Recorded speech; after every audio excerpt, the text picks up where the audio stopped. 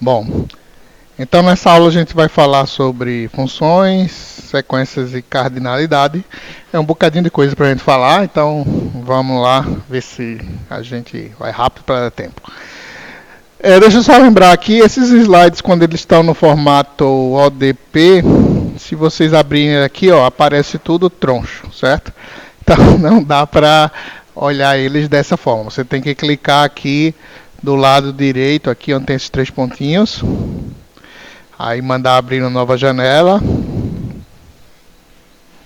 Aí aparece esse outro lugar com ele todo troncho de novo. E aí você clica aqui para baixar, certo?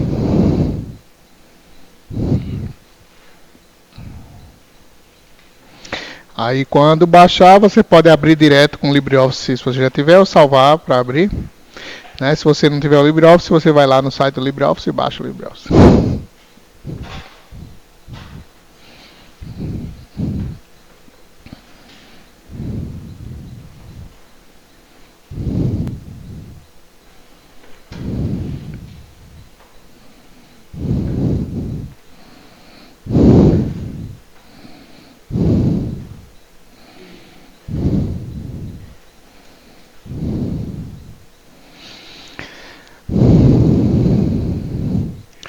Bom, então a gente vai começar falando sobre funções, várias das coisas que a gente já vai falar, vocês já viram falar no ensino médio, talvez um outro detalhe ou uma outra formalização não, mas é importante fazer essa base porque funções vai ser importante na definição de várias estruturas em matemática discreta, certo? Então é bom ter uma ideia precisa do que a gente está se referindo quando a gente falar em funções. Então, tá aí uma definição formal de funções, baseada lá no nosso livrinho do Rosen. Então, veja que a gente está definindo funções considerando dois conjuntos, né, que a gente está chamando de A e B, e que são conjuntos não vazios. Né? Então, dado esses conjuntos A e B não vazios, né, tá aqui o nosso conjunto A e nosso conjunto B, não vazios. Uma função de A para B é uma atribuição de exatamente um elemento de A, ou exatamente um elemento de B, para cada elemento de A. Ou seja, dado que a gente tem esses dois conjuntos A e B, para cada elemento de A, isso tem que se referir a exatamente um elemento de B, certo? Pode até ter dois para o mesmo, mas o que a gente não pode ter é um único elemento de A se referindo a mais de um elemento de B, certo? Se a gente tivesse aqui, por exemplo, esse elemento de A pode se referir a esse ou a esse. Aí isso aqui não pode numa função, né? Cada elemento de A tem que se referir a apenas um elemento de B, né? Por isso que está aqui dizendo, escrevemos f de A igual a B, se B for o único elemento de B atribuído pela função f ao elemento A de A, certo? E aí a gente diz que se f é uma função do conjunto A para o conjunto B, a gente usa essa notação, né? F de A para B. Aqui um exemplo, ó, a gente tem uma função de um conjunto de torcedores para um conjunto de times de futebol de Pernambuco. Então, tem aqui o conjunto A, aqui o conjunto B, né? Então, a gente tem, por exemplo, Adriana e Ana torcem pelo esporte, tem a maior torcida, né? Duas no conjunto. E aí, Esté torce para o Santa Cruz, Igor para o Náutico, Ulisses para o Salgueiro e ninguém torce para o Ibis. Certo? Então veja que cada elemento de A tem exatamente um elemento de B associado. A gente pode ter o caso de mais de um elemento de A se referir ao mesmo elemento de B. A gente também pode ter o caso de ter elemento de B que não tem nenhum elemento de A associado a ele, certo? Outra observação, né, mais tarde a gente vai falar um pouco mais sobre relações, né? Mas por enquanto, só um lembrete adiantando aqui, uma função é um tipo de relação, certo? Mas nem toda relação é uma função, certo? Então, relação é um tipo mais geral, toda função é uma relação, mas a gente tem relações que não são função, certo? Por exemplo, numa relação, uma coisa que a gente pode ter e que a gente não pode ter na função é justamente um único elemento do A associado a mais de um do B. Isso aqui poderia numa relação, certo? Mas não pode numa função, como a gente já falou. Então, ó, quando a gente tem isso, né, f é uma função de A para B, né? A gente tem essa notação que a gente acabou de falar. E aí a gente diz que A é o domínio de F e B é o contradomínio de F.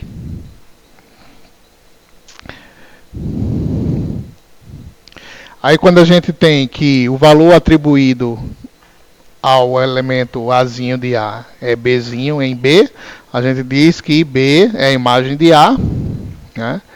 E que A é a imagem inversa de B.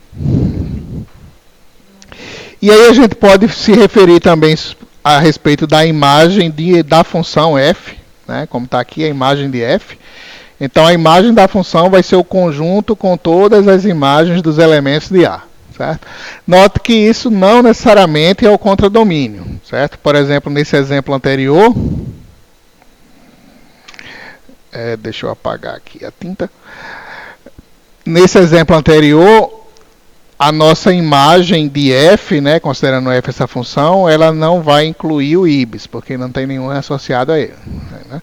Mas ibis está no contradomínio. Certo? Então, não necessariamente a imagem, o conjunto imagem é igual ao contradomínio. Pode ser um subconjunto. Outra forma de falar aqui, né, a gente pode dizer que se f é uma função de A para B, a gente diz que f mapeia A para B. Aí aqui uma curiosidade só em termos de programação, né, frequentemente quando a gente define funções em linguagem de programação, a gente diz quem é o domínio e quem é o contradomínio da função, quando a gente escreve a função, certo? Então, por exemplo, em Java, se a gente for escrever uma função que a gente está chamando aqui de for, aí ela recebe como parâmetro um x e retorna um inteiro. Então a gente está dizendo aqui, ó, que o domínio dessa função são os números reais, grosso modo, que são tipo double em Java, e o contradomínio são os inteiros. Certo? Então essa função mapeia números reais para números inteiros, digamos assim, certo? Bom, isso aqui na verdade é assim uma forma de representação, né, dos números inteiros ou dos números reais em computador, mas na verdade, estritamente falando, no computador esses conjuntos são finitos, não é uma correspondência mesmo perfeita com o conceito matemático, certo? Mas a gente usa como aproximação frequentemente e a maioria das pessoas que fazem um programa nem pensam sobre isso, acham que int são os números inteiros, double são os números reais, mas pode dar problema você não conhecer os detalhes de implementação, né? Mas sendo estritamente falando, na verdade, tudo nas nossas linguagens de programação, esses tipos comuns, eles são subconjuntos finitos dos conjuntos matemáticos. Bom, algumas funções importantes aí que a gente vai usar frequentemente quando a gente for fazer demonstrações ou de propriedades, elas vão aparecer às vezes,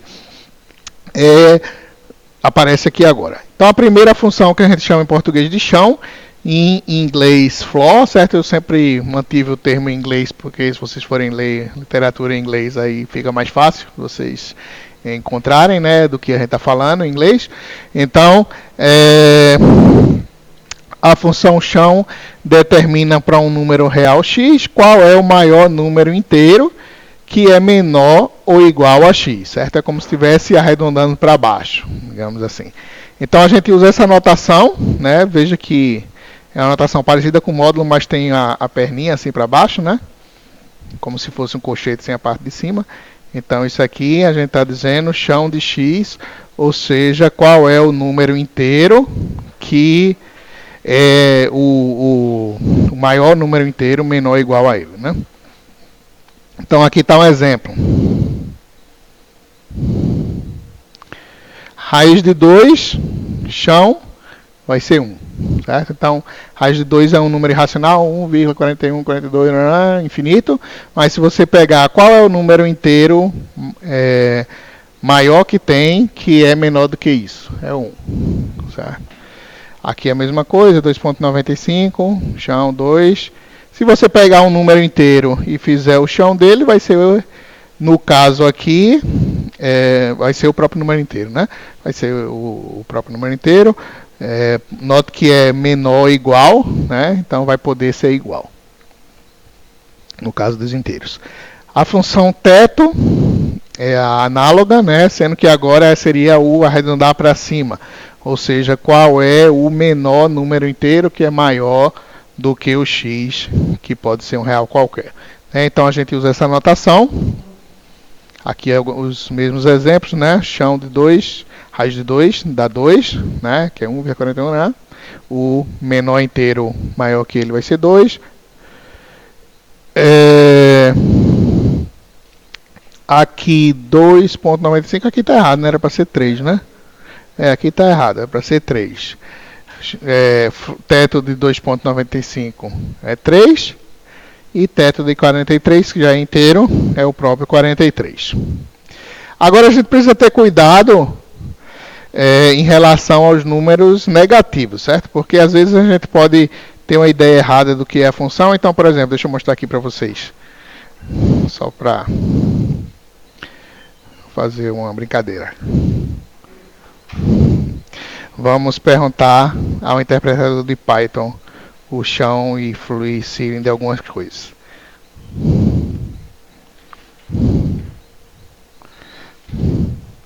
Então, se eu fizer um chão daqui de uma coisa do tipo 3,45, isso aqui vai ser óbvio 3, certo? Tranquilo, como a gente pensava.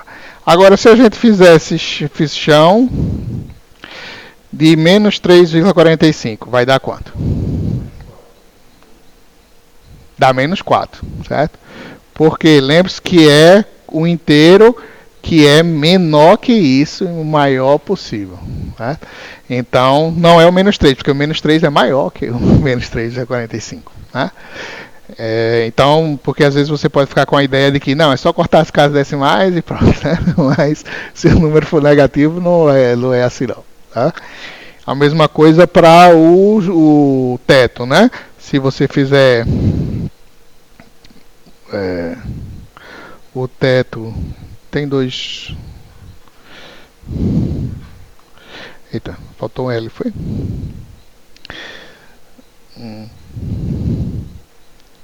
Não? Acho que é só assim. Assim. Então, se você fizer o teto de menos 3,45, aí sim vai ser menos 3, porque é o inteiro menor inteiro maior, né? Então vai ser o menos 3. Tá?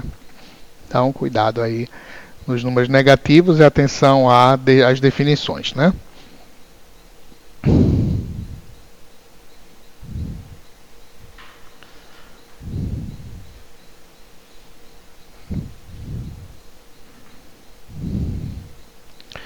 Bom, algumas propriedades interessantes dessas duas funções. Então, em todos os lugares aí, a gente está considerando que x é um número real, n é um número inteiro. Então, veja que o chão de x vai ser igual a n, se somente x, se esse n for menor ou igual ao x, e for menor ou igual ao x, e for maior, quer dizer, o n mais 1 for maior que x, né? Como está aqui. O teto de x igual a n, se somente se o n menos 1 for menor que x e o x for menor ou igual a n. O chão de x igual a n, se somente se x menos 1 for menor que n, que for menor ou igual a x. O teto de x igual a n, somente se x é menor ou igual a n e for menor que x mais 1. E assim por diante.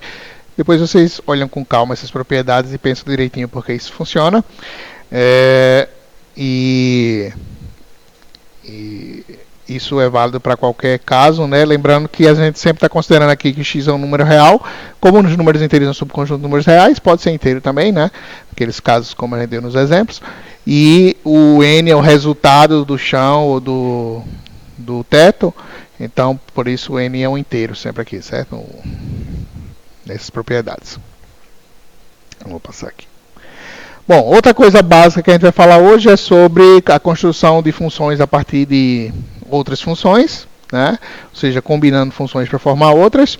Então a gente vai ter algumas notaçõezinhas básicas aqui, né? Então, quando a gente tiver duas funções, f1 e f2, que são do conjunto A para o conjunto dos reais, então note que isso aqui é uma coisa importante, né?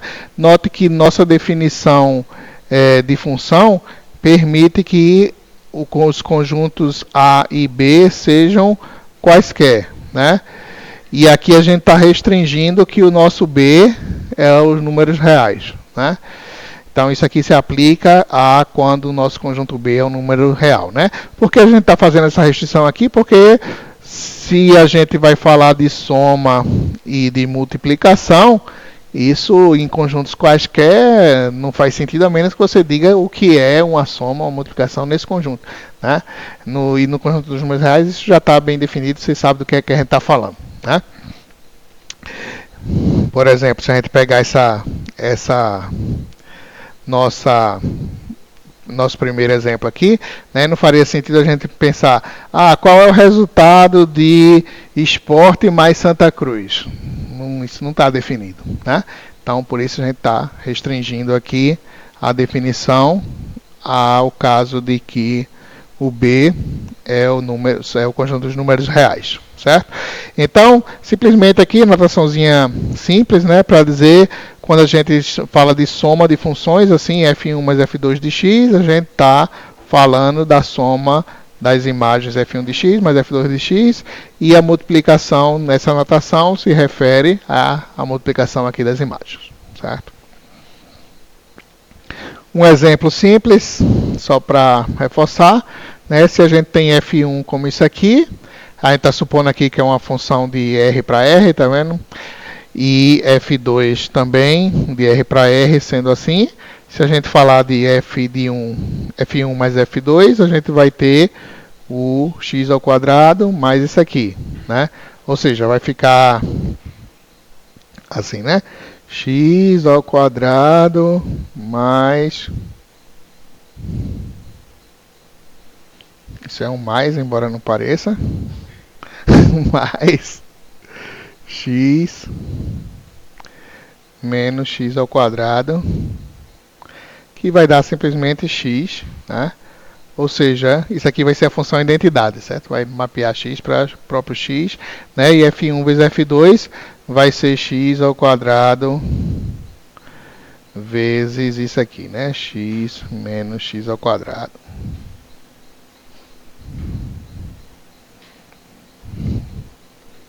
Bom, outras noções aí básicas, funções injetivas, sobrejetivas e bijetivas.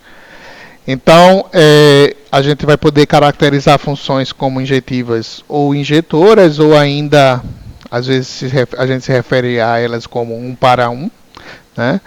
Se somente se, quando a gente tiver que a imagem de dois elementos são iguais, então esses elementos são, na verdade, o mesmo elemento, certo? Ou dito de outra forma, cada elemento de A é mapeado para um elemento diferente de B, ou seja, a gente não tem um elemento de B correspondendo a mais de um elemento de A, certo? Então a gente diz que F é uma injeção. Aí note que isso se aplica a qualquer função, né? Ela pode ser ou não ser injetora. para quaisquer conjuntos A e B, né? Então aqui a gente não tem nenhuma limitação daquele tipo, B é real, por exemplo, não tem nesse tipo de limitação. Então aqui você está, nesse exemplo, querendo verificar se essa função de ABCD para 1, 2, 3, 4, 5, ela é injetora com essa definição aqui, f de A igual a 4, f de B igual a 5, f de C igual a 1 e f de D igual a 3, certo? Se você fizer os conjuntos aí, você vai ter o que? O ABCD. Isso aqui é seu conjunto A, digamos, né? E o seu conjunto B vai ser 1, 2, 3, 4, 5. E a definição da função diz que f de A é 4, f de B é 5, f de C é 1 e f de D é 3, certo? Então veja que de fato como cada elemento de A é mapeado para um elemento diferente de B, então essa função é injetora, certo?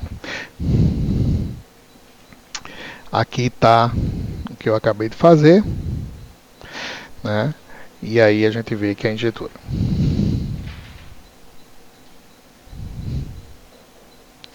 Aí veja que essa observação aqui é só para atentar para o fato que quando a gente pergunta se uma função é injetora, a gente tem que olhar a definição da função, mas olhar com atenção também quem são os conjuntos, certo? Porque nesse exemplo aqui, na verdade isso aqui é x ao quadrado, certo? Não ficou direito aqui o superescrito.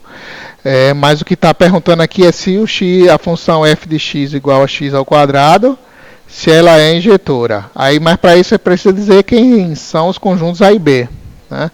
Então, aqui está dizendo, o primeiro caso é dos reais para os reais, certo? Então, você tem o A real e o B real, ou seja, mapeia números reais para números reais, certo?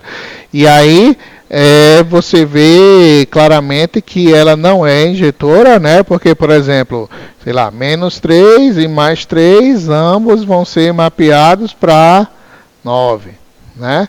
Então, se você tiver dois elementos mapeando para o mesmo de lá, já não é injetora, certo?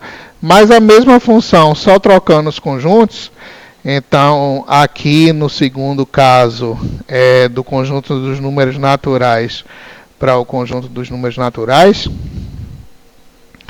aí ela agora vai ser injetora, certo? Porque toda vez que eu tiver um número natural e fizer ele ao quadrado, vai dar um número diferente. Só se eu fizer o mesmo ao quadrado, que vai dar o mesmo valor, certo? Porque aqui, por exemplo, se eu fizer 3, eu não tenho menos 3 nos naturais, né? 3 ao quadrado vai dar 9 e só o 3 vai mapear para 9, né? Então, nesse caso aqui é injetora e nesse caso aqui não é injetora. Bom, outra definição aí, básica sobre funções, se ela é sobrejetora ou sobrejetiva, né? Também pode ser dito. A gente diz que é o caso se para todo elemento do B tiver um elemento de A, tal que f de A igual a B. Ou seja, dito informalmente, não fica sobrando nenhum elemento do B, né? Como naquele exemplo, nosso exemplo em relação ao IBIS tinha ficado sobrando, né? A função não era sobrejetora. E aí, definido o que é uma função injetora e o que é uma função sobrejetora, a gente vai poder falar do que é uma função bijetora ou objetiva, ou ainda chamada de correspondência 1 para 1, que é justamente quando ela é as duas coisas ao mesmo tempo, certo? Ela é tanto injetora quanto sobrejetora, certo? Então, se ela for as duas coisas, ela é bijetora, certo? Aqui, para praticar rapidamente, alguns exemplos. Essa função aqui é injetora, então vai ser injetora, por quê? Porque cada elemento desse conjunto da esquerda está sendo mapeado para um elemento diferente do conjunto da direita, né? Ela é sobrejetora? Não, porque tem esse cara sobrando aqui, né? Ok. E agora?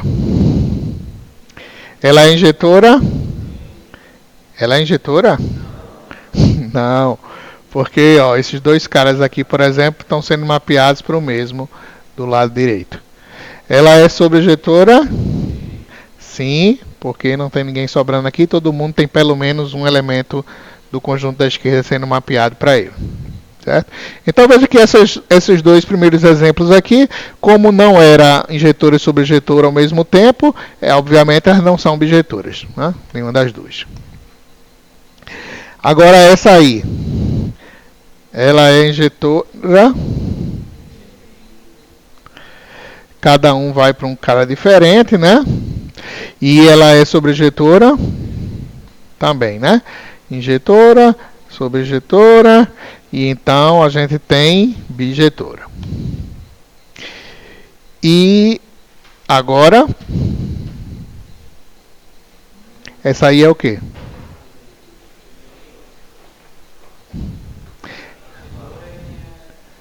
É injetora? Não, porque tem caso aqui de o mesmo elemento de B para mais de um cara de A. Então, é não, na verdade, né? Não. E sobrejetora também não, porque está sobrando um aqui. Né? E agora não é função, porque eu não posso ter o quê?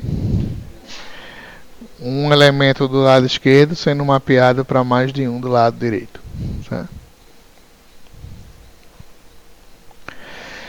Bom, continuando com funções, a gente vai falar rapidamente sobre funções inversas.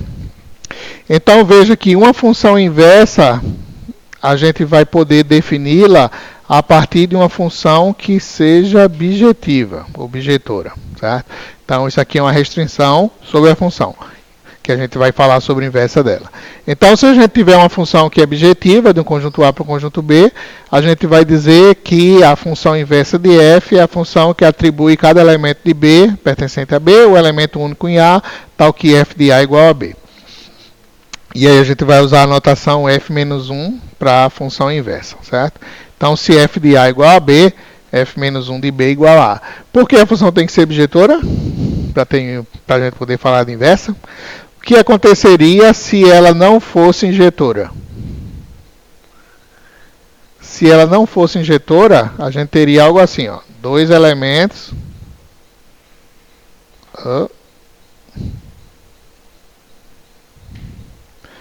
podendo mapear para o mesmo de B. Né? Aí se a gente fizer essa inversão aqui, ó, atribuindo B para A, informalmente trocando o sentido das setas, o que ia acontecer? A volta aqui deixaria de ser função, certo? Porque um cara de B estaria mapeado para mais de um de A, certo? Então, se ela não for injetora, não vai dar certo, né? E se ela não for sobrejetora, por que não dá certo? Porque teria elemento do domínio para o qual não está sendo atribuído valor nenhum, né? Então o domínio não seria o domínio que a gente queria. Né? O domínio não seria B, porque tem cara de B que não tem valor definido. Né? Seria como uma função parcial. Então a gente tem essa necessidade de que seja bijetiva ou bijetora. Aqui exemplos simples, né? Se a gente tem ABC para 1, 2, 3, f de A igual a 2, f de B igual a 3, f de C igual a 1, ela é inversível, sim, né? Porque ela é bijetora, né? Já que cada elemento aqui desse conjunto está sendo mapeado para um elemento diferente desse, né? E todos os elementos desse estão sendo mapeados para algum, né? O 1, 3, o 2. Então ela é bijetora, logo ela é inversível, né?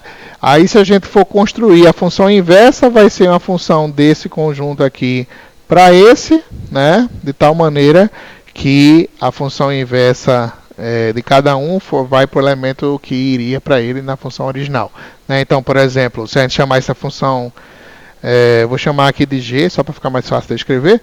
Então, quanto seria g de 1, né? G de 1 seria C. Né? Então, note que do lado esquerdo, né, a gente teria agora esse conjunto, do lado de direito, o ABC. E assim por diante, certo? Então, se a gente fizesse G de 2 seria A, e G de 3 igual a B. Aí note que a gente pode fazer essa pergunta para funções assim definidas por propriedades, né? Em vez de listar todos os pares, como a gente fez no exemplo anterior.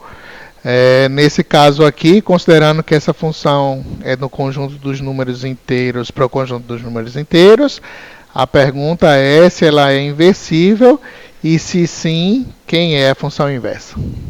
Certo? Então, para saber que é inversível, é aquela mesma história. Se é injetora e se é sobreinjetora. Será que ela é injetora? Aí, para ela ser injetora, eu estaria dizendo que cada vez que eu pegar um número inteiro e somar 1, vai dar um número inteiro diferente do que se eu pegar um número inteiro que não seja ele próprio. E é o caso, né? Porque se eu tenho f de x igual a x mais 1, né? Se eu fizer que os números são diferentes, né? Um x e y são diferentes, ao somar 1 eles não vão ficar iguais, né? Então, só dois números, cada mapeamento aqui vai ser diferente, né? Isso aqui vai ser verdade. E se ela vai ser sobreinjetora, também vai ser verdade, porque todo elemento do lado direito vai ter sido mapeado para ele menos 1. Né? Se eu tiver aqui do lado direito um valor A, quem mapeia para ele é o A menos 1. Né? Porque eu somo 1 e dá A. E como eu sempre posso fazer menos 1 para qualquer elemento inteiro, então todo ele está mapeado. Certo? Então ela também é sobreinjetora, então logo essa função é inversível, certo? E é fácil de ver que a função inversa vai ser justamente o x menos 1, né? Seria assim, g de x igual a x menos 1.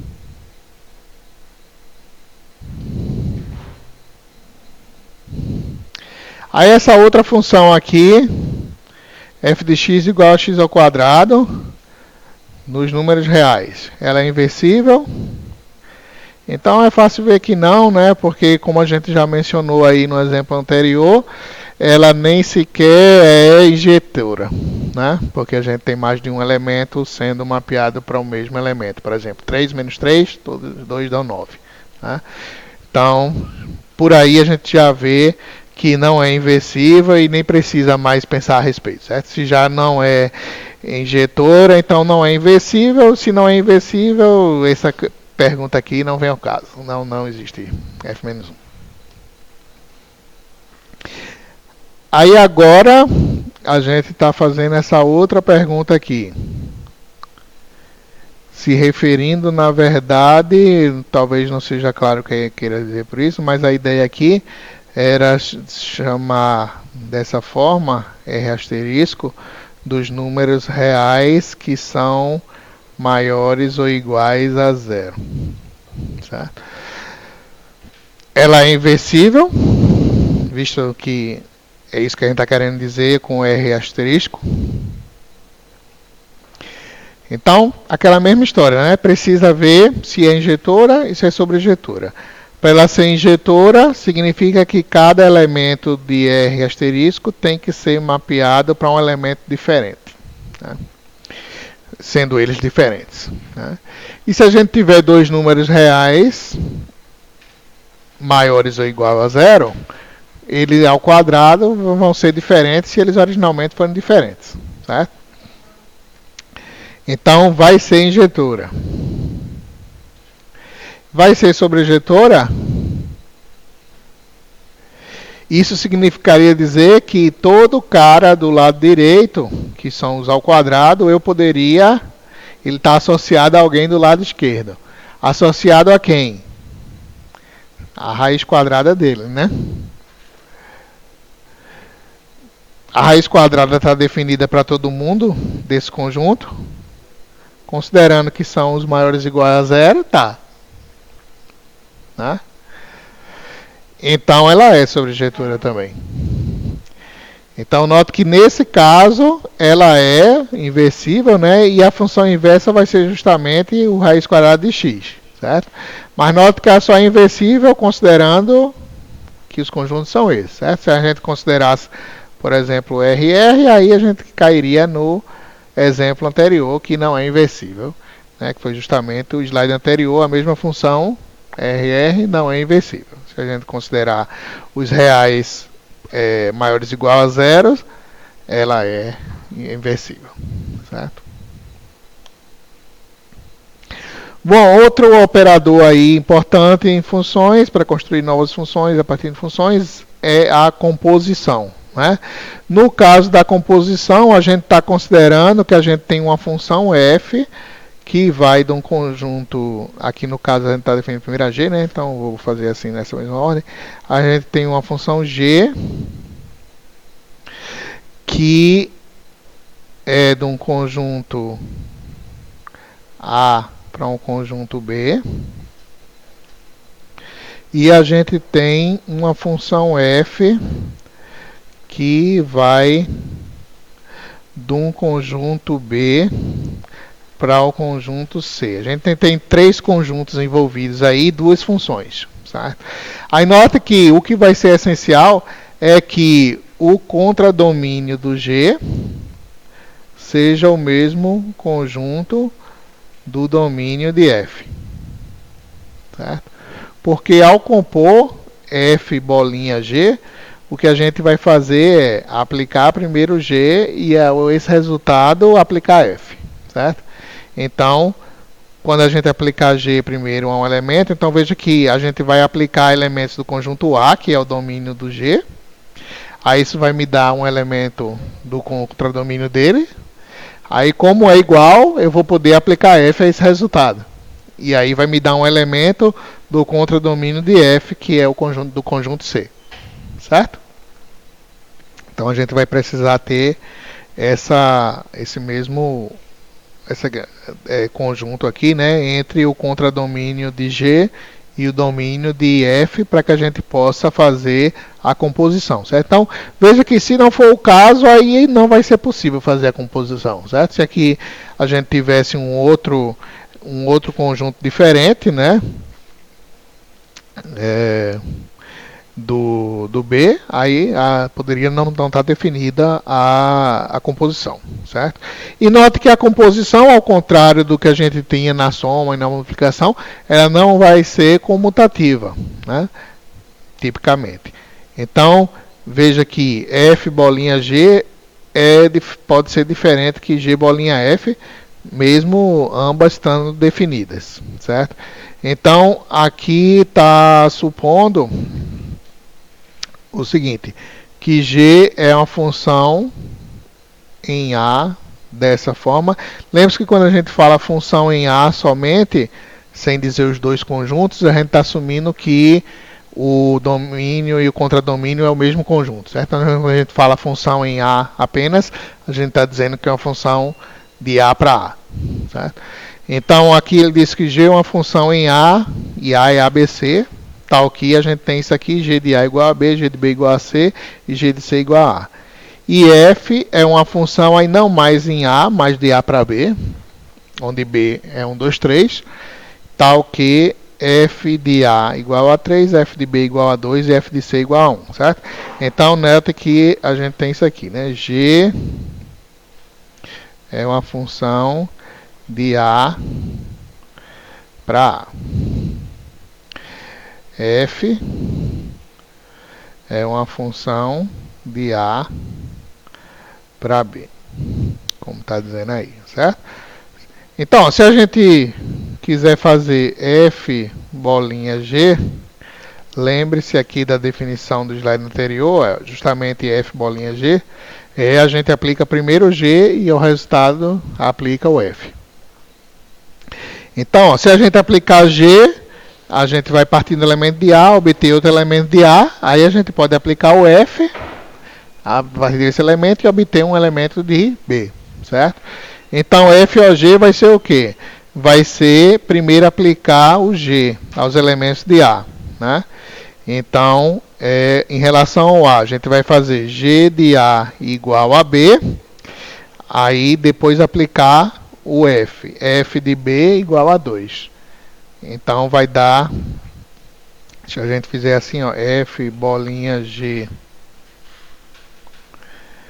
de A, isso aqui vai dar 2, certo? Aí F bolinha G de B dá o quê?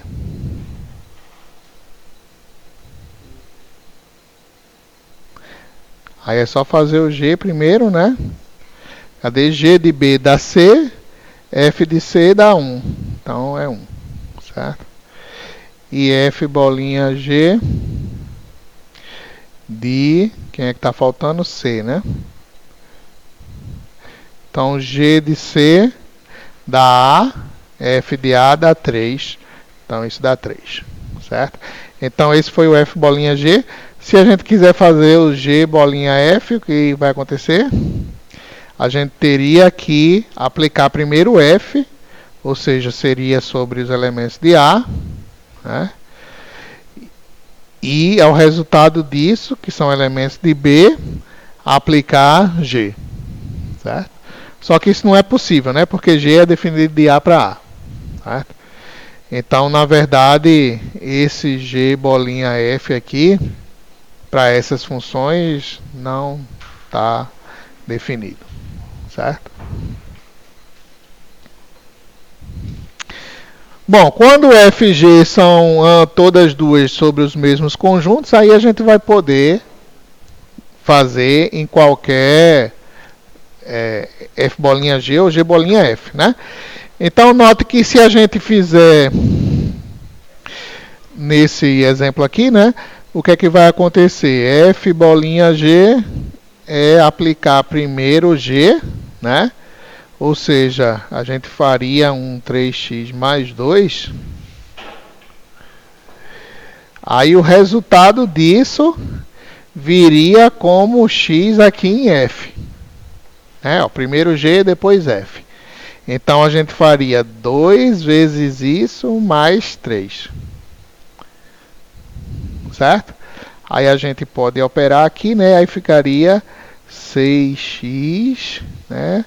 Aí aqui mais 4 mais 7. Tá certo? Fiquem atentos aí se eu errar alguma conta. Então, F bolinha G daria isso aqui, né? 6x mais 7. Já G bolinha F significaria que primeiro a gente faria o F num x, então teria primeiro um 2x mais 3, e isso viria para o nosso G. Ou seja, a gente faria 3 vezes isso, mais 2. E aí ficaria com 6x, mais 9, 10, 11. Certo? Então, note que ambos os lados são possíveis, né? Mas dá diferente, certo? Não é comutativo.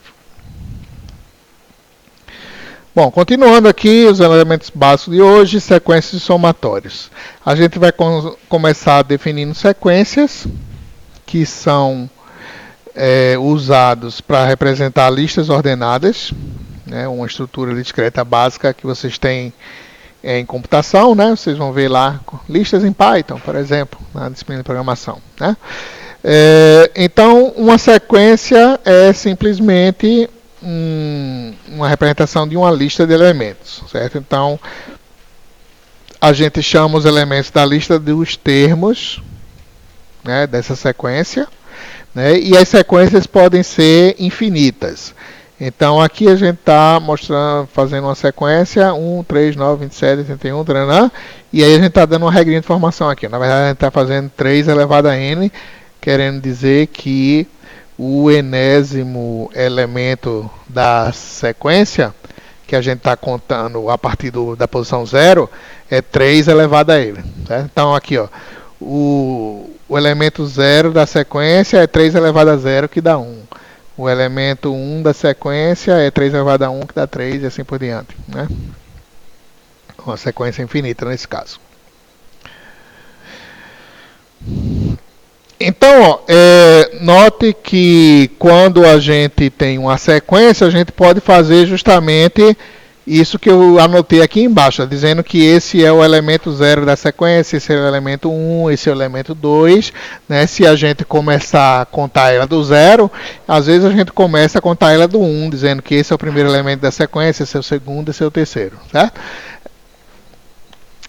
Então a gente pode ver uma sequência como uma função também, certo? Então, como é que a gente vê uma sequência como uma função? A gente vê como uma função do subconjunto dos inteiros, que é essa posição dos elementos, certo? O elemento 0 da sequência, o elemento 1 da sequência, e assim por diante, para um conjunto dos elementos da sequência, certo? Então, por exemplo, aqui seria o do conjunto 0, 1, 2, etc., né? Ou seja, os naturais para esses elementos aqui, que é ele 3 elevado ao daqui. Certo? Então, isso é uma função. Certo? Então, a gente pode ver uma sequência como uma função. Certo? Visto do ponto de vista assim, de programação, seria uma função em que você passa a posição do elemento e ela retorna o valor do elemento nessa posição. Certo? Então a gente usa essa notação A índice n para dizer que esse é o enésimo elemento aqui da sentença, né? E a gente diz que a n é um termo da sequência. Aí a gente usa essa notação assim, para dizer a sequência n, que é uma notação meio em conflito com a de conjuntos, né? Parece um conjunto que tem um elemento a n, mas a gente vai considerar que, pelo contexto do que a gente vai fazendo, vai ficar claro se a gente está tratando de uma sequência n ou de um conjunto que tem um elemento chamado n. Certo? Aqui está um exemplo, né? Sequência n, onde nossos AN são 1 sobre n. Aí aqui a gente está supondo que vai começar de 1, né, para a gente não ter problema de divisão com 0. E aí a gente vai ter elementos A1, A2, A3, A4, assim por diante. E os nossos elementos vão ser justamente 1 dividido por 1, dá 1 dividido por 2, 1 terço, 1 meio, 1 terço, etc. Certo? Então, esses aqui são os nossos termos da sequência. E aí a gente tem aquelas sequências bem conhecidas que vocês viram lá no ensino médio, né? Então tudo isso são sequências, né? Por exemplo, a progressão geométrica é uma sequência que tem um formato específico aí de seus elementos, né? Seus termos. Então, ela tem esse formato, né? Que você tem um termo inicial, chamado aqui de A, uma razão, que a gente está chamando de R, e aí a sequência é A, R, AR quadrado, AR terceira e assim por diante. Mais exemplos, né? Quais são os primeiros termos da sequência abaixo, começando com n igual a 0? Então a sequência Bn, onde Bn é menos 1 elevado a n. Então note que aqui os nossos elementos vão ser menos 1 elevado a 0 e assim por diante, né? Menos 1 elevado à primeira, menos 1 elevado à segunda, e aí a gente vai ficar, na verdade, com uma sequência de menos 1, menos 1, menos 1, menos 1, menos 1. Aqui um outro exemplo, a gente teria isso. Um outro exemplo, a gente teria isso. Tá? Outra bem conhecida, progressão aritmética. Aí agora o formato é termo inicial, diferença, ou razão, E aí a gente tem esse formato. A mais D, A mais 2D, até D. Aqui alguns exemplos, né? Menos 1 mais 4n, começando com 0, você teria menos 1 mais 0, menos 1 mais 4, 3 e assim por diante. Aí a gente vai chegar num outro conceito importante que vai aparecer muitas vezes em disciplinas do tipo demonstração de complexidade de algoritmos. Aí você vai demonstrar que determinado algoritmo segue essa relação de recorrência ou tem essa complexidade equivalente dessa relação. O que é uma relação de recorrência? Então, ó, a gente vai definir esse carinha, uma relação de recorrência, falando disso a respeito de uma sequência. Certo? Então, a relação de recorrência vai ser o quê? Vai ser uma equação que expressa o termo a n em função de um ou mais termos anteriores da sequência. Ou seja, se você está expressando um termo a n, ele pode estar usando na sua expressão qualquer um dos termos que tenha aparecido antes dele, ou seja, do A0 até o AN-1. Né? Obviamente não precisa usar todos, alguns desses. Por isso que tem aqui em função de um ou mais, certo? Onde a gente tem que esse n é maior ou igual ao inicial, né? Onde o inicial é um inteiro não negativo, o n0, o termo inicial aqui. E aí a gente vai dizer que uma sequência é uma solução para uma relação de recorrência se seus termos satisfazem a relação de recorrência.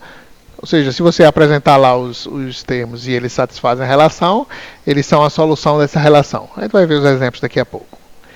E note que como a gente está definindo os termos da sequência em função de termos anteriormente definidos, a gente vai chamar isso de uma definição recursiva, né, de uma sequência. Aqui está um exemplo. A sequência de termos Fn definidos por essa relação de recorrência. Então aqui a gente tem um termo inicial, F0. Então a gente está dizendo o primeiro termo, que a gente está chamando do termo 0, certo? Indexando por 0, é 1. E aí a gente está dizendo que os demais termos Fn são n vezes o termo anterior a ele, Fn menos 1, certo? Para n igual a 1, 2, 3, ou seja, para todos os outros, né? Então o primeiro é 1 e todos os outros, n igual a 1, 2, 3, são definidos dessa forma, a posição dele vezes o anterior. Tá? Então, por exemplo, se a gente fosse listar aqui os termos dessa sequência, os primeiros, né? Seria o primeiro é o F0, que é 1. Aí quem é o próximo termo? Seria F1. Né? Quem é F1? É o N, que é 1, vezes Fn-1, que é F0. Certo? Então seria 1 vezes F0. F0 é 1, então dá 1 vezes 1, que dá 1. Certo? Aí agora quem é F2, que é esse próximo cara aí? Vai ser N, 2, vezes F1, que é 1. Então vai dar 2. E assim por diante. F0, F1, F2, aqui é F3. Quem é F3 é 3 vezes F2, que é 2. Aí vai dar 6. Então aqui vai ser 6. E assim por diante. Certo? Então, ó, essa sequência definida por essa relação de recorrência aqui, ela é bem conhecida aí, vocês já viram ela no passado. Como é que a gente chama ela? Oi? Não. Também começa com F. É o fatorial, certo? Fatorial de 0 é 1, fatorial de 1 é 1, e os outros fatoriais é o número vezes o fatorial do número menos 1. Certo? Então isso aqui é o famoso fatorial. Certo? Então veja que essas coisas são relações de recorrência.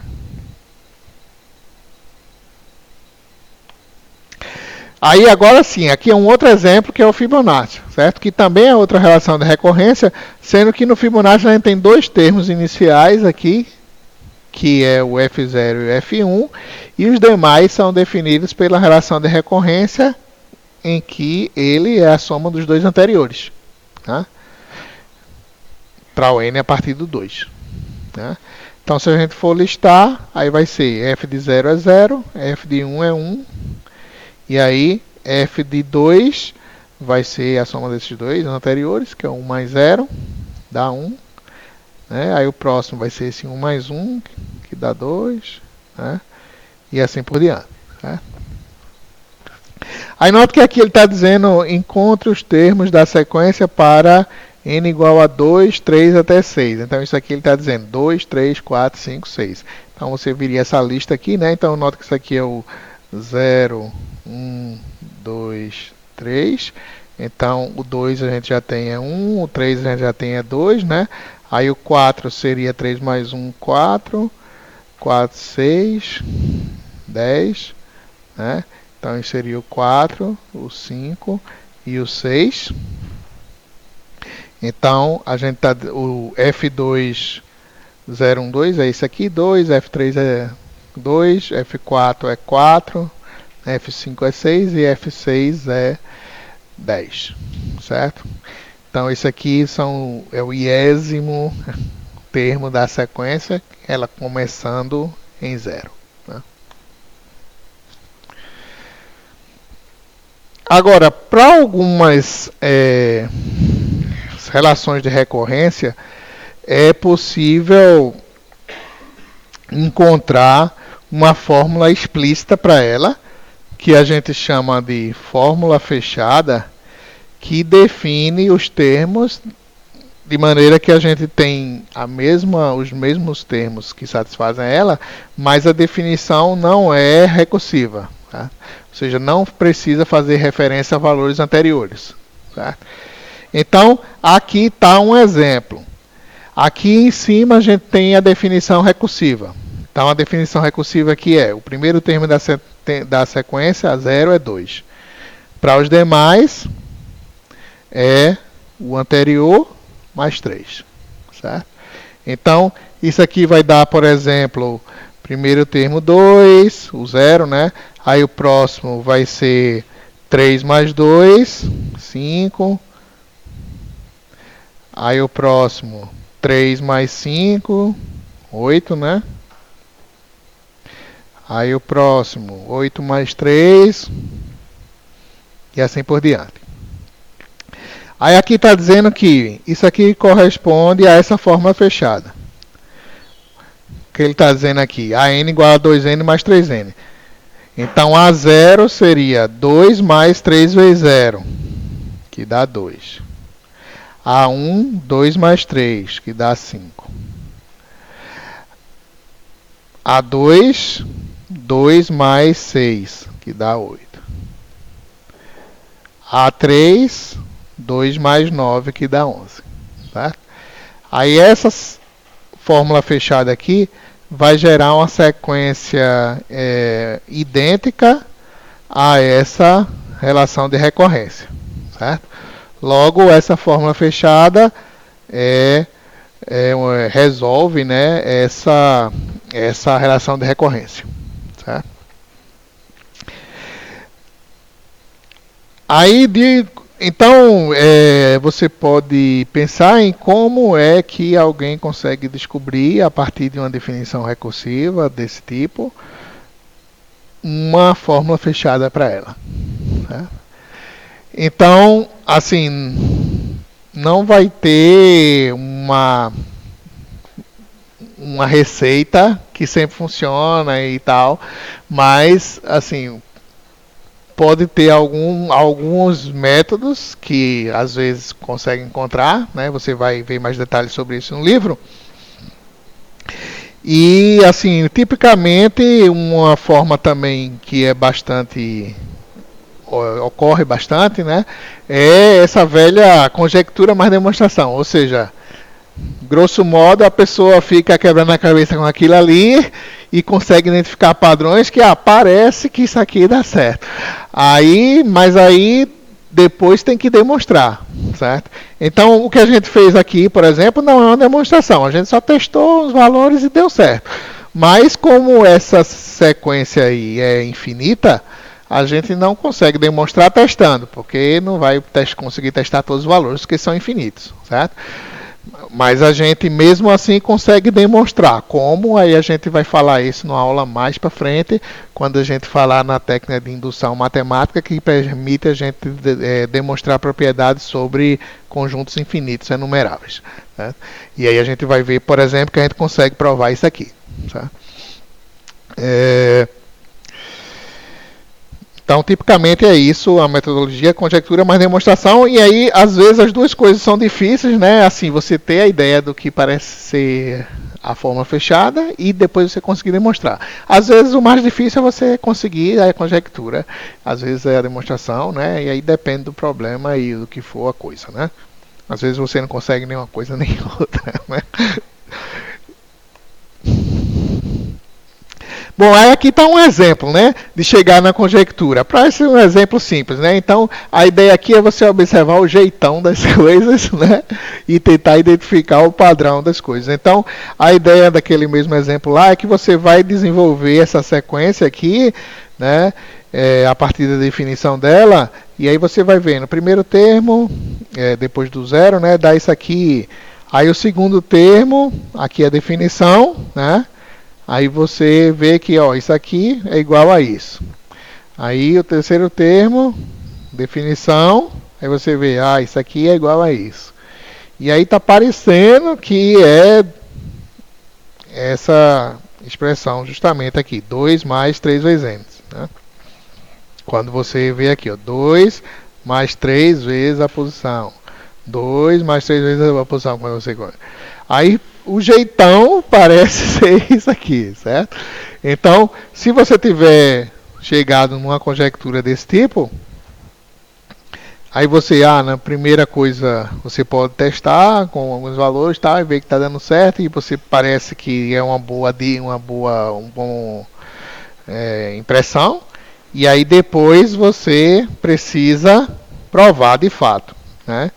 Aí, como eu mencionei, a gente ainda não viu as ferramentas para isso, mas depois a gente vai ver, e isso dá para provar por indução matemática. Certo?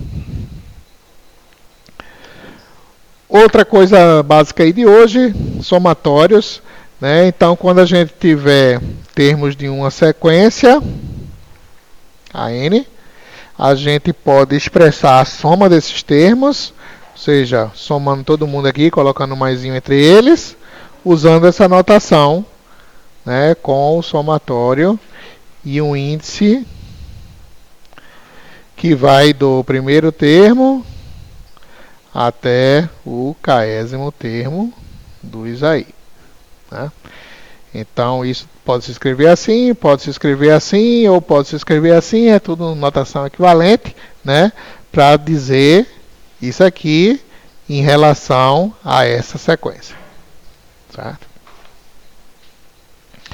Então, note que isso não adiciona nada de novo, certo? Só simplifica a escrita das coisas. Por isso que a gente está chamando aqui de açúcar sintático, certo? Traduzindo do inglês diretamente o syntactic sugar. Bom, aí a gente tem as propriedades usuais da soma se aplicando a somatórios, porque no final das contas, somatórios é só uma soma que você está escrevendo de forma compacta, certo?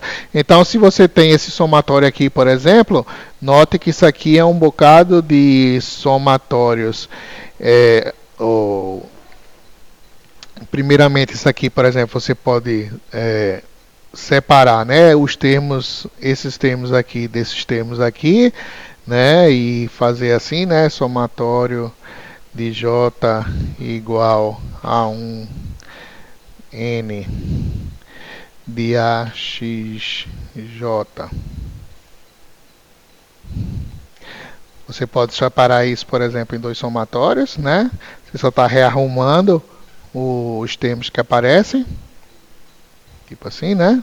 BYJ. Aqui a mesma coisa. J igual a 1 até N, né?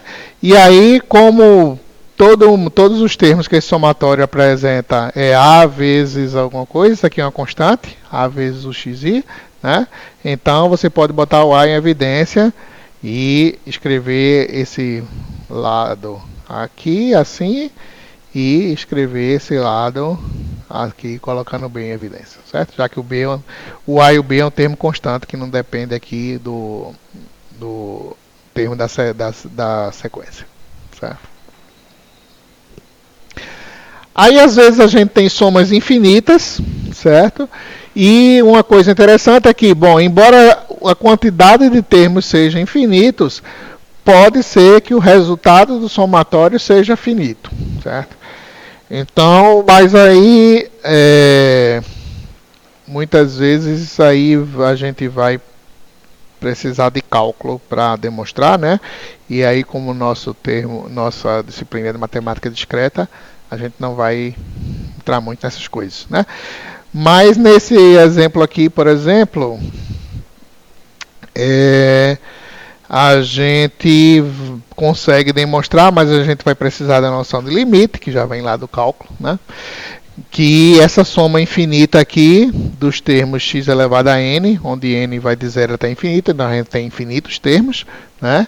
Mas o resultado dessa soma é um número finito, que é isso aqui, com a restrição de que o módulo do x é menor do que 1, certo? Então, na verdade, a gente está dizendo aqui que x é estritamente menor que 1, certo?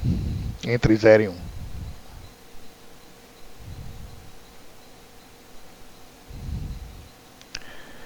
Bom, para terminar, a gente vai ver outra noção importante e que vai usar justamente aquela questão de funções e funções bijetoras, agora estendendo a noção de cardinalidade de conjuntos que a gente já mencionou na aula passada para conjuntos finitos, que era, bom, dois conjuntos finitos têm a mesma cardinalidade se eles tiverem o mesmo número de elementos.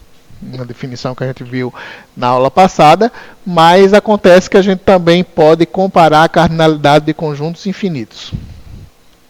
E para isso a gente vai fazer uma definição mais precisa do que é cardinalidade em termos de funções, certo? Então está aqui a nossa definição revisada, certo? Que vai funcionar tanto para conjunto finito quanto infinito. A gente vai dizer que dois conjuntos A e B têm a mesma cardinalidade se somente se houver uma objeção de A para B, certo?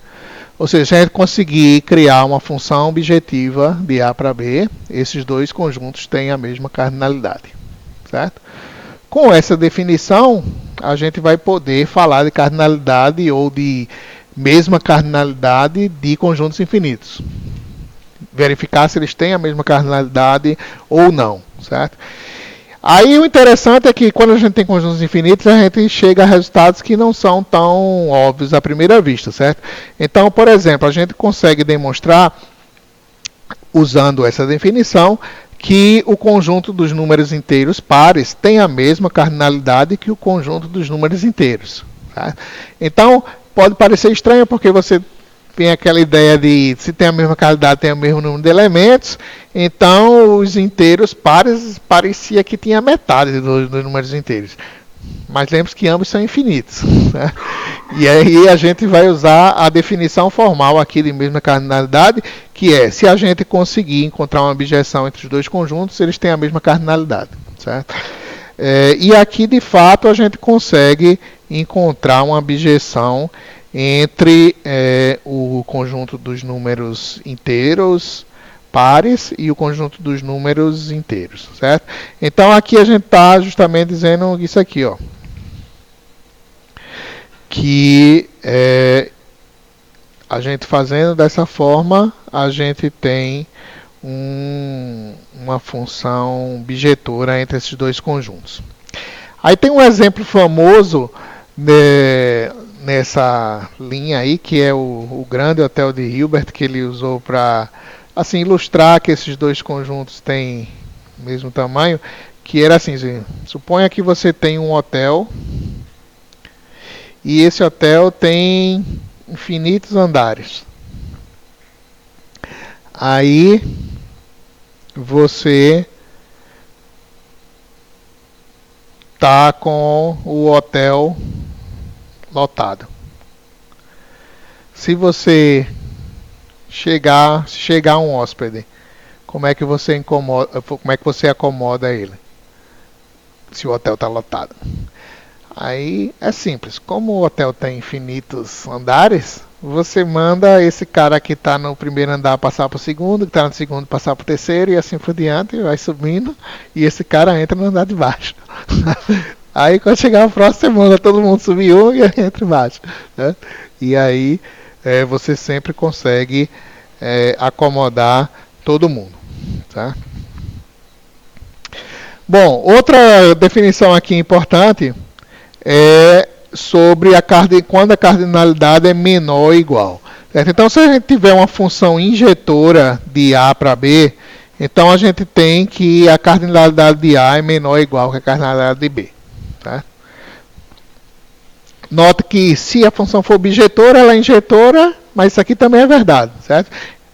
Se A e B tem a mesma cardinalidade, A é menor ou igual a B, porque tem um igual aí. Certo?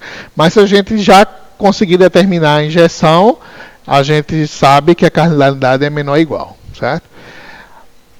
Mas aí se a gente conseguir demonstrar, além disso, que tem a função injetora de A para B, a gente consegue demonstrar que eles são diferentes, a cardinalidade, então aí sim a gente vai ter que eles são necessariamente, a cardinalidade de A é necessariamente menor que a de B, certo?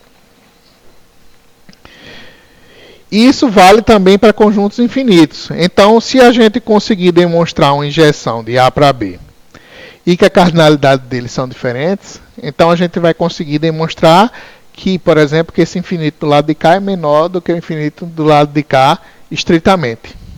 Certo? E aí, com isso, a gente vai então ter uma outra noção que não é de conjuntos finitos, é de conjuntos contáveis. Tá? Então, ó, todo conjunto que é finito, ele é contável. Certo? A ideia geral é que você consiga enumerar os elementos, listar eles. Certo? Se ele é finito, ele é contável.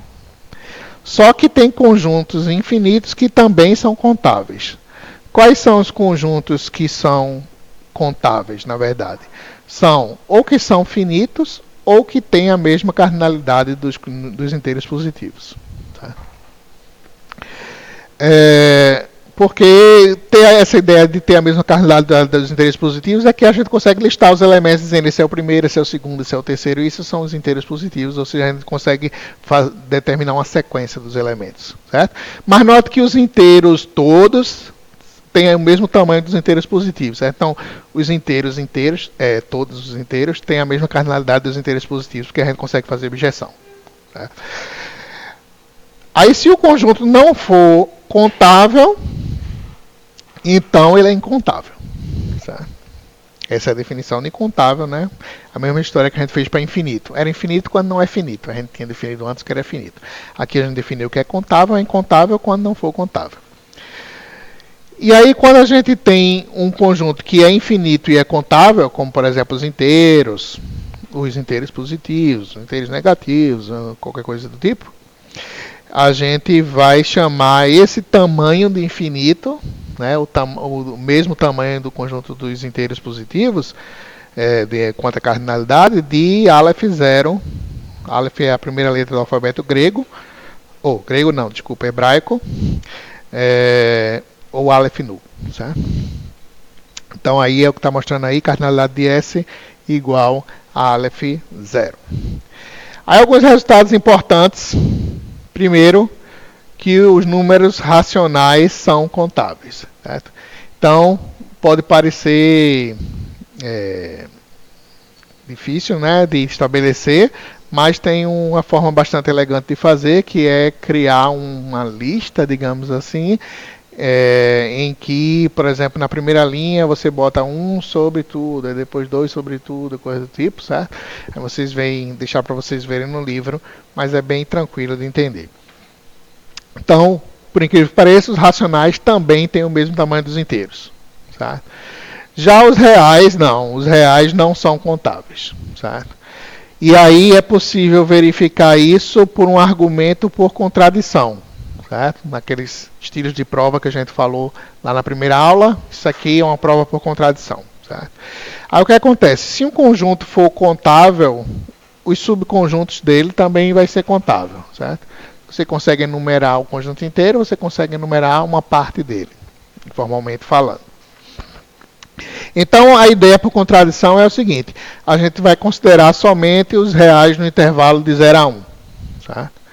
Ou seja, porque vai funcionar, porque a gente vai demonstrar que esse subconjunto dos reais não é contável. E ele não sendo contável, sendo ele um subconjunto dos reais, os reais não pode ser contável. Porque se os reais fosse, o subconjunto seria. Certo? Então, a ideia por contradição é que a gente vai supor que eles são contáveis e mostrar que a gente chega no absurdo. Certo? Então, supondo que eles são contáveis, vai existir uma ordem que eles possam ser listados. Certo? Uma sequência que a gente está chamando aí de R1, R2, R3, né? Que são esses caras no intervalo 0 a 1 listados um após os outros. Certo? Aí vamos supor que isso seja a representação decimal deles, certo?